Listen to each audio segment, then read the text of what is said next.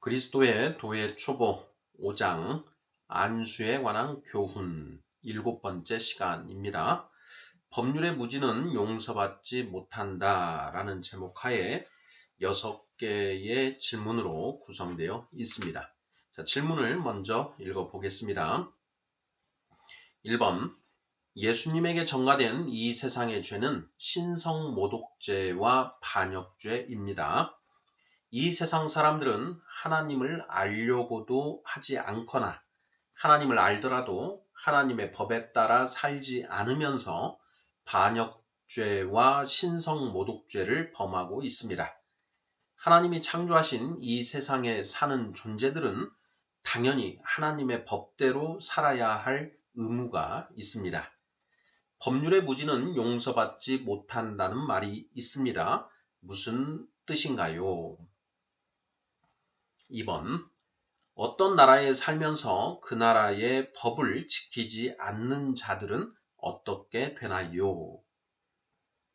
3번 하나님이 창조하신 이 세상에 살면서 하나님의 법을 위반하면 어떻게 될까요?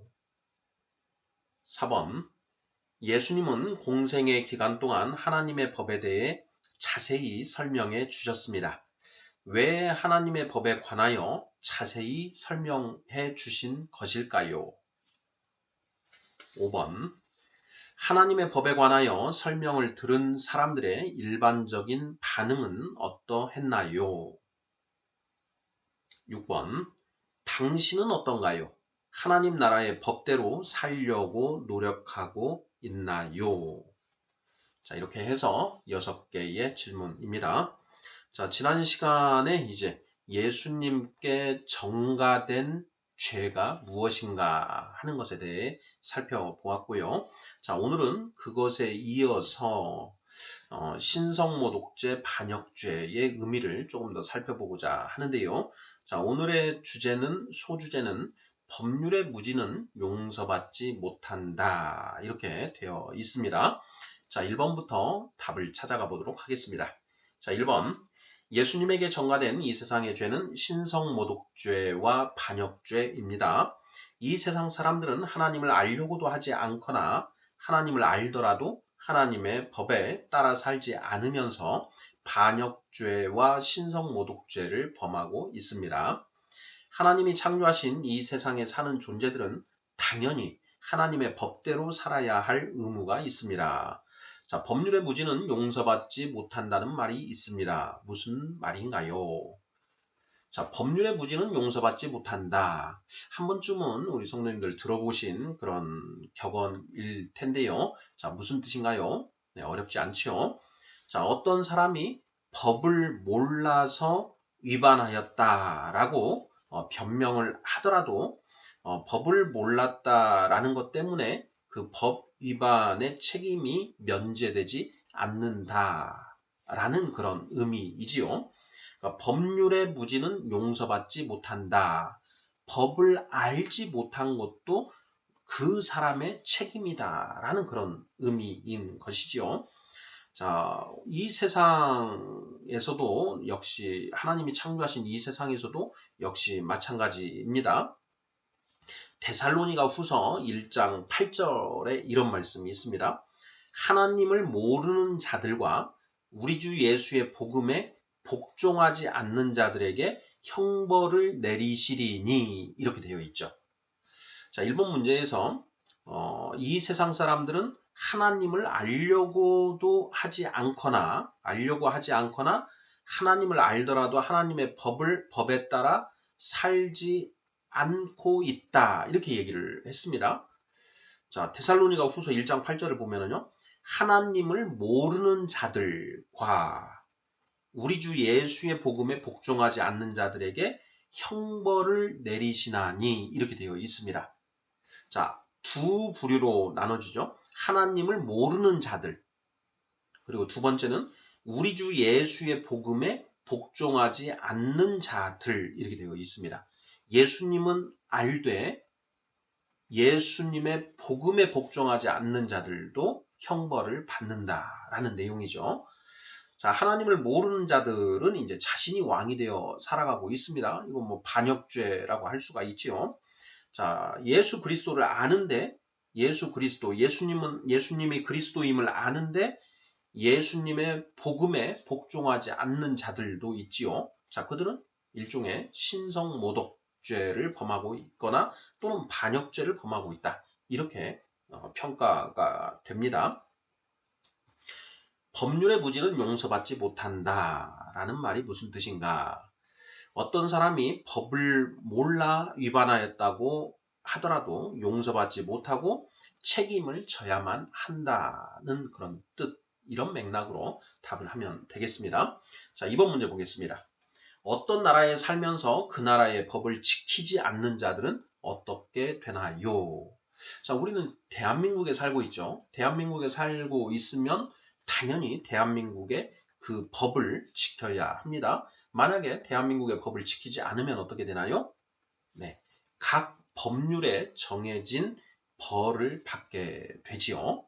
네, 자, 당연한 겁니다. 어떤 나라에 살면, 로마에 가면 로마의 법에 따라야 되는 것이고요. 자, 대한민국에 살면 대한민국의 법에 따라야 한다라는 것이죠. 자, 3번 문제 보겠습니다. 하나님이 창조하신 이 세상에 살면서 하나님의 법을 위반하면 어떻게 될까요? 하나님이 창조하신 이 세상에 살고 있으면서 하나님의 법을 지키지 않고 위반하고 있다. 그러면 어떻게 되는가 하는 질문입니다. 당연히 하나님의 그 법을 위반하면 하나님의 처벌을 받는다. 이렇게 되겠지요. 요한계시록 20장 11절부터 이제 보면 그 백보자 심판, 그리고 두 번째 부활, 그리고 백보자 심판에 관한 내용들이 나오지요. 자, 12절부터 14절 한번 보겠습니다. 자, 또 내가 보니 죽은 자들이 큰 자나 작은 자나 그 보좌 앞에 서 있는데 책들이 펴 있고 또 다른 책이 펴졌으니 곧 생명책이라. 죽은 자들이 자기 행위를 따라 책들에 기록된 대로 심판을 받으니 바다가 그 가운데에서 죽은 자들을 내주고 또 사망과 음부도 그 가운데에서 죽은 자들을 내주매 각 사람이 자기의 행위대로 심판을 받고 사망과 음부도 불못에 던져지니 이것은 둘째 사망 곧 불못이라 이렇게 되어 있습니다. 예수님이 재림을 하십니다. 재림을 하셔서 1000년 동안 이 땅을 이제 다스리시지요. 자, 그러다가 1000년 끝에 그 무저갱에 갇혔던 사탄이 일시적으로 풀려나서 곡과 마곡을 미혹하여 이제 그 거룩한 성 예루살렘과 성도들을 이제 공격을 하지요. 자, 그 전쟁에서 이 성도들이 불리한 그런 상황에 처하게 됩니다. 자, 그때 하늘로부터 불이 내려와서 이제 그 모두 태워 버리는 그 불심판이 이루어지게 되지요. 그 불심판 직후에 이제 그 백보좌에 예수님이 이제 심판주로 앉으셔서 이제 그 심판을 하십니다. 바로 그 장면을 이제 묘사를 하고 있는 건데요. 자, 그 백보자 심판 때, 이 세상에 그동안 살아왔던 모든 사람들이 이제 부활을 해서 그 심판을 받게 된다라는 것이죠.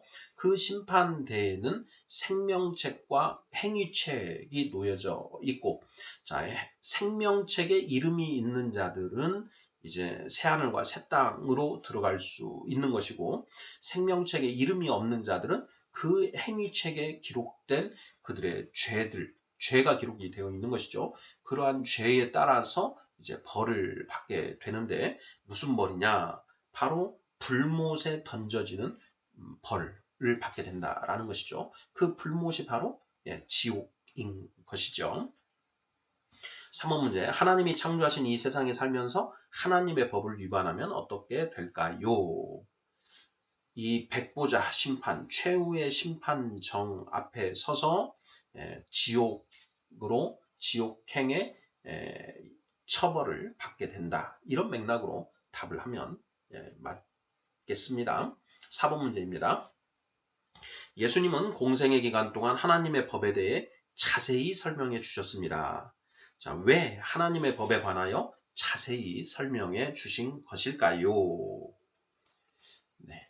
예수님이 이 땅에 오셔서 두 가지 사명을 수행하셨습니다. 자, 첫 번째는 십자가의 대속제물 되시는 것이고, 두 번째는 하나님 나라의 복음을 전하는 것이지요. 자, 예수님이 이 땅에 오셔서 3년 동안, 공생의 기간 동안 정말 열심히 천국 복음을 이제 전해 주셨습니다. 자, 천국 복음을 그렇게 열심히 가르쳐 주신 이유가 무엇인가? 하나님의 법을 몰라 처벌당하지 않게 하시려고 하나님 나라의 복음을 유대인들에게 가르쳐 주셨다. 그리고 그 내용들이 사도들을 통해서 성경에 기록되고 그 내용들이 오늘날 모든 사람들이 읽을 수 있게끔 되어 있다라는 것이죠. 자, 정답은 하나님의 법을 몰라 처벌당하지 않게 하시려고 이렇게 답을 하면 맞지 않을까 싶습니다. 자, 1번에 우리가 법률의 무지는 용서받지 못한다. 이렇게 이제 에 대해서 살펴보았는데요. 일단 법률이 어떤 것인지 알 수 있는 가능성이 있어야 된다라는 것이죠. 그래서 하나님이 우리에게 성경 66권을 주셨고 바로 그 성경 66권이 하나님의 법전이다라는 것이죠. 그래서 우리는 그 성경 66권을 열심히 보아서 하나님의 법이 무엇인지를 알고 그대로 살아야만 한다라는 것이죠. 자, 예수님이 이 땅에 오셔서 하나님의 법에 대해 자세히 설명해 주신 이유가 무엇인가? 하나님의 법을 몰라서 처벌당하는 사람이 없게 하시려고 그 법을 가르쳐 주셨다. 또한 나아가서 법을 몰랐다라는 그런 핑계를 대지 못하게 하시려고 하는 부분도 같이 우리가 생각해 볼 수 있지 않을까 싶습니다. 자, 마태복음 28장 18절부터 20절 보겠습니다.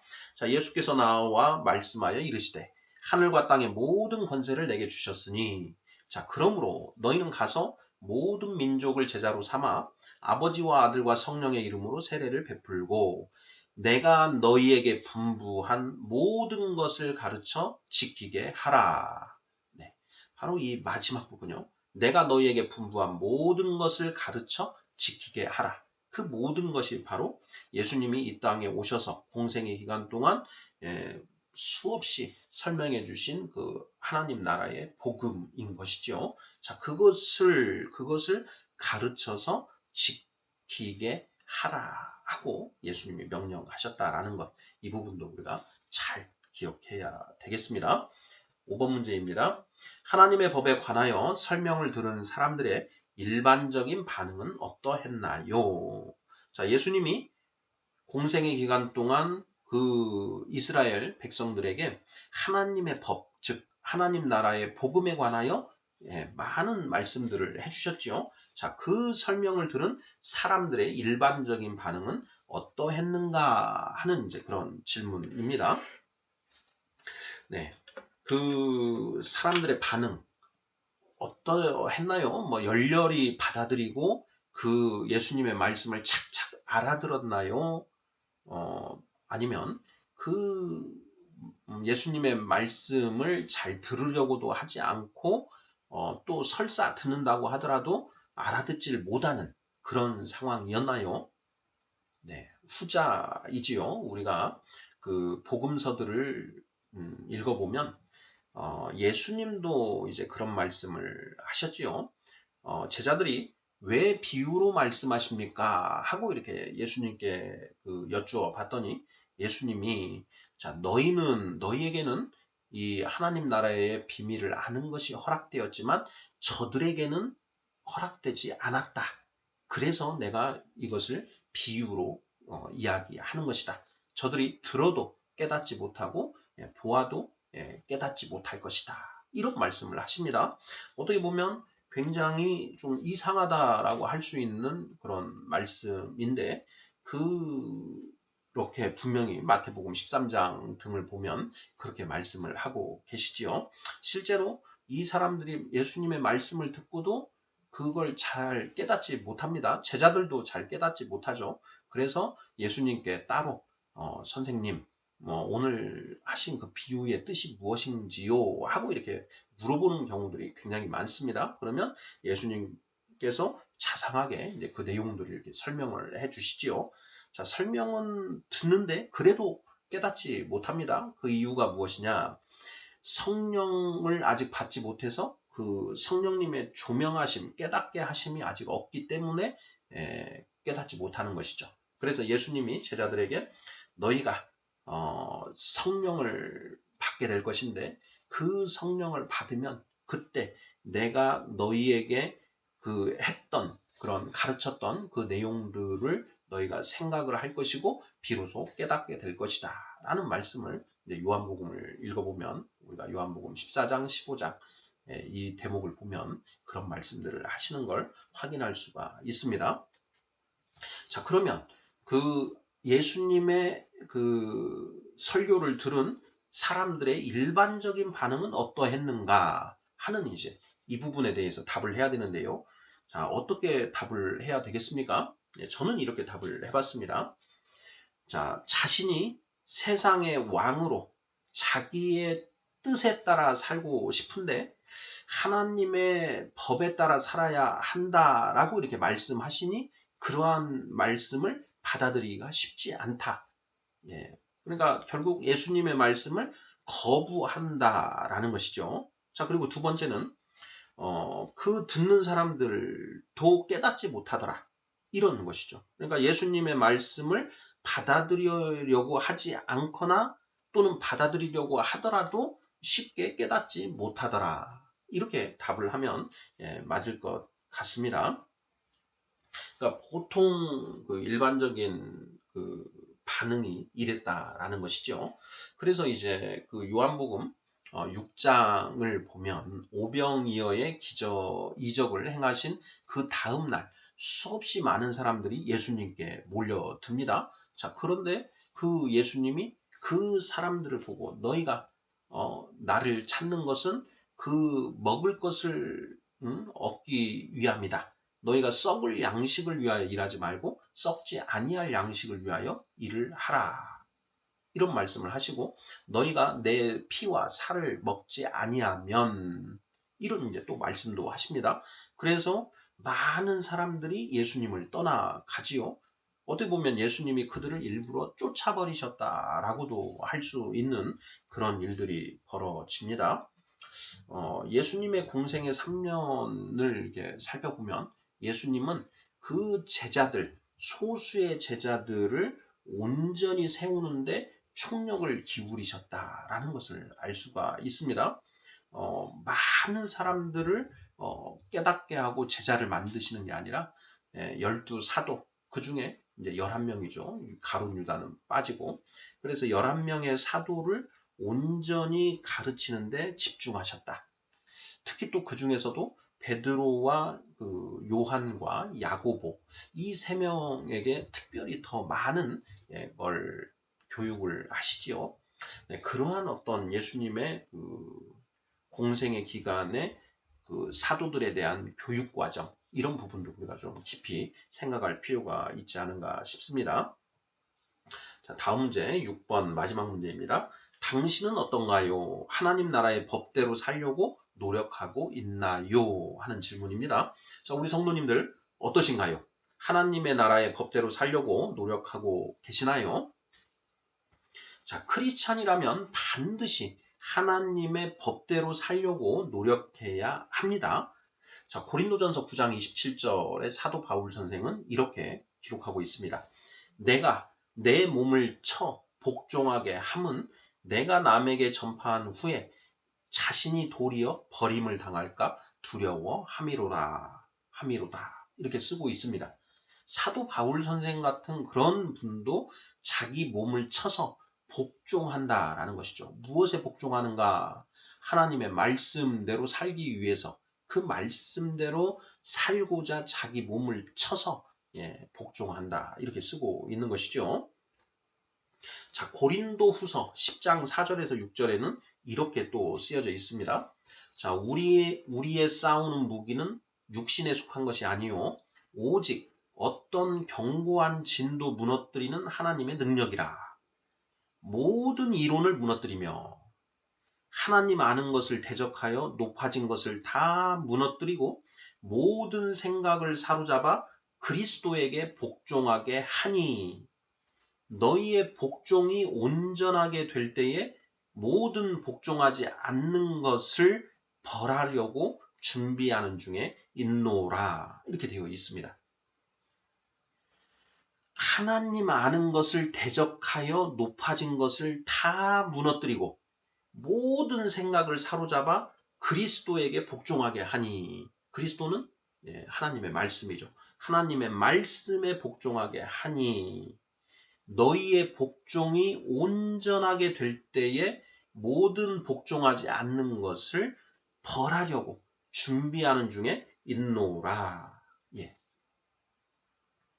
굉장히 무서운 그런 말씀이고 우리의 복종이 온전하게 되어야 된다. 예, 너희의 복종이 온전하게 되어야 된다. 무엇에 복종하는가? 하나님의 말씀에 복종한다라는 것이죠. 자, 빌립보서 2장 8절입니다. 사람의 모양으로 나타나사 자기를 낮추시고 죽기까지 복종하셨으니 곧 십자가의 죽으심이라 이렇게 쓰고 있습니다. 예수님도 하나님의 그 말씀에 철저하게 복종하셨다라는 것이죠. 자기를 낮추시고 죽기까지 복종하셨다. 예수님이 그러셨으니 우리도 당연히 그렇게 해야 된다라는 것이죠. 하나님 나라의 법대로 살기 위해서 정말 노력해야 된다라는 것이죠. 자, 그리스도의 도의 초보 5장 7번째 시간 법률의 무지는 용서받지 못한다라는 주제하에 6개의 질문들을 살펴보았습니다. 아멘.